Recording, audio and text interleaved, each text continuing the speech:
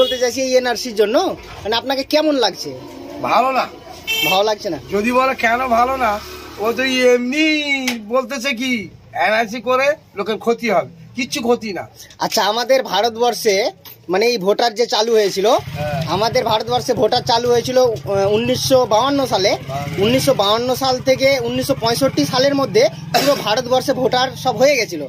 তো ওর মধ্যে যে এই যে 2002টা তোলানো হয়েছে এই কথাটা যে এনআরসির জন্য, তো এটা কিসের জন্য আপনি কি বলতে পারবেন? এটা গণনার জন্য। এটা গণনার জন্য।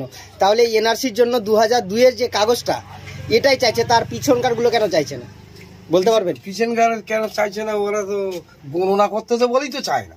আচ্ছা, তাহলে এই এনআরসির কারণ মানে আপনি বলতে চাইছেন এটার মানে অনেক মরা ভোট বাতিল হবে, কিছু ভোট লোক এটায় থাকে না, আরেক জায়গায় বাস করতেছে তাদের জন্য। আচ্ছা, তো এই যে এই এতগুলো যে টাকা পয়সা যে খরচা হচ্ছে আমাদের ভারতবর্ষে, যে বাইরের ছেলেগুলো যারা আছে তাদেরকে নিজের গ্রামে যেতে হবে, এটা কি ঠিক করছে? না, এটা ঠিক করে না। ঠিক করে না।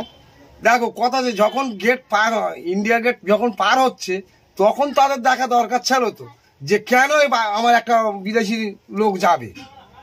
বিদেশি লোক যদি মানে কার্ড থেকে আসতো, মানে পাসপোর্ট থেকে আসতো, তাহলে লাইন ছিল আলাদা। যেটা গেট পার হয়ে এসে ঘর বাড়ি করে জায়গা কিনে বাস করতে, তাদেরই তো অন্যায়। এটা কাদের অন্যায়? কেন্দ্র সরকারের অন্যায়। আচ্ছা, তো এখন তো বলতে গেলে আপনি যেটা বলছেন কেন্দ্র সরকারের অন্যায়, এটা আমি ঠিক আছে, আমি আপনার কথা দিয়ে যাচ্ছি। তো আপনি এখন কোন তরফে আছে, কোন সাপোর্টে আছেন এখন?